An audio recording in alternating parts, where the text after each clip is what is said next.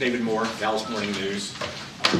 You had a chance to talk with Leighton since him, Definitely. I mean, we've had a couple conversations. He's still, obviously processing it, and I think just the most important thing from the football staff and locker room is to have him here. So he's been around the locker room pretty much every day. Do you talk to, again, this is such a big decision he has coming up. Do you talk with him about that? Just let him know you're here to support him, offer what you think? I mean, definitely. I mean, I think this is not just a conversation. I mean, this is something that, you don't just have one talk and, so forth. I think the biggest thing, I know for most of us, the conversations I have been involved with was just to give him the time and space to sort through this. I mean, this is a big decision. It's obviously, it's not the first time he's been through it. So, I mean, the whole history of it, what's in front of him personally. So, all those things factor. And, but yeah, I don't think we'll just be having one conversation and then, we definitely want him to be part of this, moving forward. Clarence Hill, four-star telegram. If you just talk about the development of your linebackers who have replaced him and how they've done, certainly. Well, they've done a really good job. I mean, I think you got to be impressed. I think like anything, anytime you make changes in season and players step up and they've been extremely productive, it's unique. Because this is obviously not something we were dealing with in training camp. So, but I think just between the staff and the guys, as far as converting the sub and doing the different fronts and so forth, and that would be really the guy that's been probably challenged the most in this situation is John Fossil, special teams. So, but yeah, this is how these seasons go. Sometimes you usually have a position that gets stressed more than others, but I think the whole process is we're still working through a lot of things. Mike Towers with ESPN. With how Dak has moved this year and moving around, either running or in the pocket, is he healthier than he's been in the last couple of years? Just so far removed from that ankle injury and the calf from a couple of years ago that's got him in a better spot. I mean, define healthier. I think he's just more comfortable. I think just like anything, it's he's every year you go through an off season, you have evaluation how you forecast and how you want to play in the upcoming year. I know since my time here, one of the first things we talked about was implementing and making more of an emphasis on the scramble. I think it's grown. It's definitely a more emphasis this year, and I think it's not only him, but it's the protection unit, it's the perimeter guys reacting to it. But I mean, he's always taken great care of himself. So, but yeah, I think it's just as long as he stays healthy and keep rolling, I think we'll be where we want to be. Sajis with The Athletic. Mike, obviously you guys have had a couple of measuring stick games, Philadelphia, San Francisco. Not every game on the schedule is like that, though. When you have games that aren't like that, what are you, looking for and kind of like, what you can learn about your team coming out of those games as well? Avoid conversations like this. That's what I do. So, and that's what I talk to the team about. It's the worst thing we do. I mean, we've had Arizona. We've had games in the past. So it's still the NFL. They played a Thursday night game. They've had some time off. Obviously, we understand where their record is. They have some change going on over there. So, we're anticipating, their best shot, and that's the way we got to look at every opportunity. But, we're going there to win.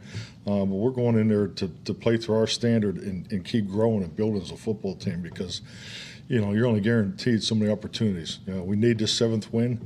But we got to improve. There's things. I know we won a game by a lot of points this past Sunday, but there's always things to improve on. We didn't take care of the football, which has been a staple for us around here, and so that'll bite you in the ass moving forward. So I understand clearly. I do the comparables, the measurables, and all that for the productivity to let them understand. Really the trends and the patterns of how they're performing with the stress points of how we're going to try to attack them, but. It's still the NFL. We got to line up. We got to play very well, but we need to continue to get better as a football team. Are there also just individual factors that you can gain from just every single game, like Brandon Cooks, for example, Rico Dowdle from the last game, but individual things that no matter what the stakes are, you can always gain from? Yeah, definitely. I mean, every opportunity to play on Sundays is a huge opportunity to improve and grow. And I'm not saying by just the things have gone right.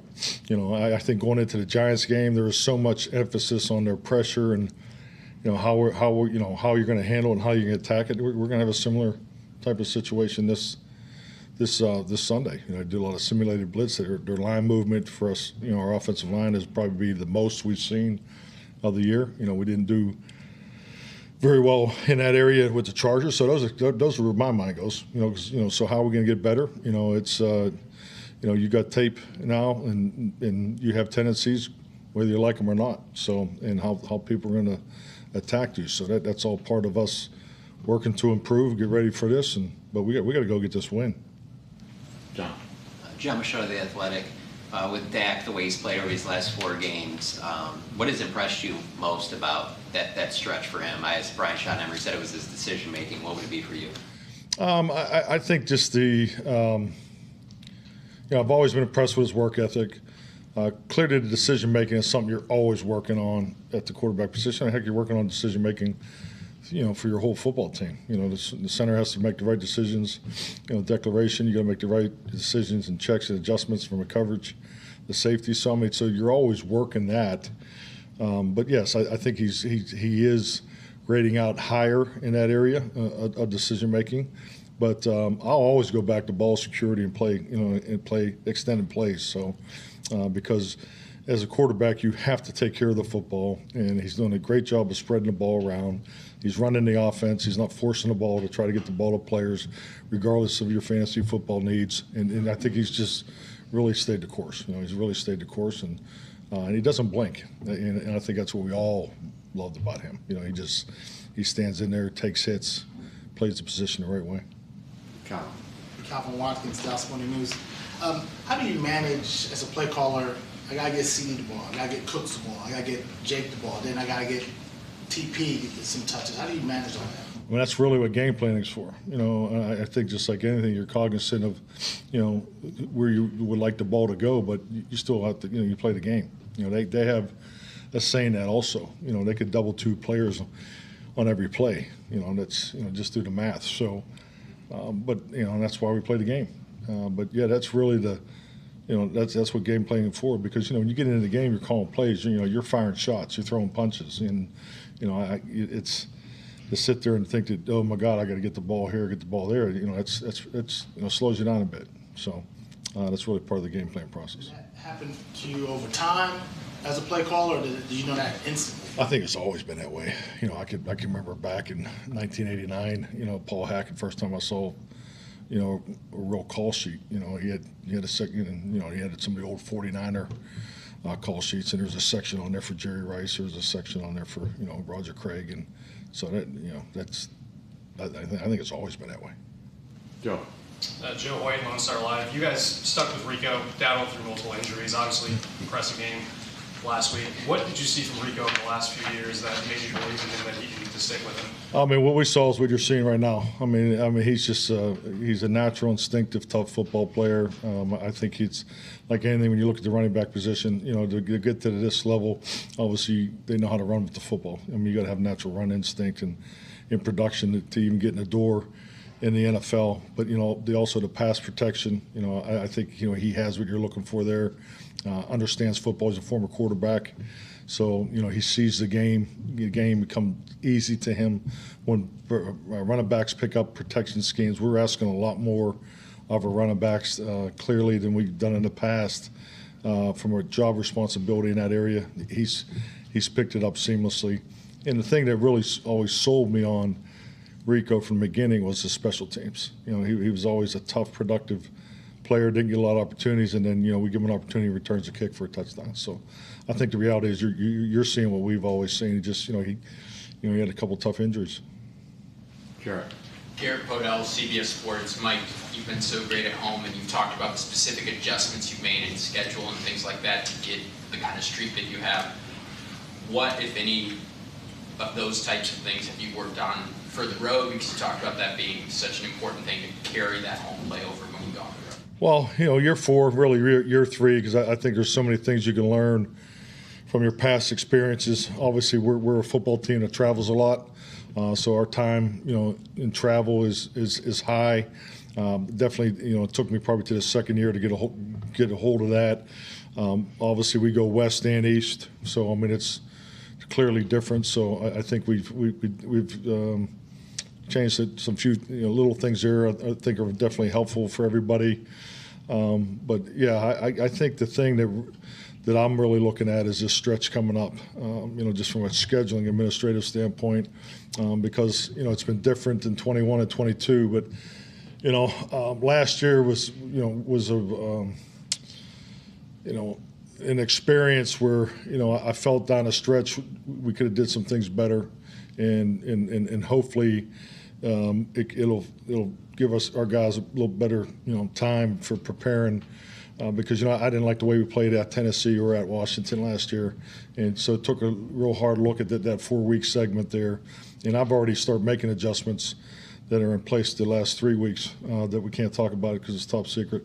Is just trying to get ahead of it, because I know it's coming. 'Cause this stretch it's different. Was it 3 games in 12 days? So I mean, and then what comes after that too, because you got the 3 on the road.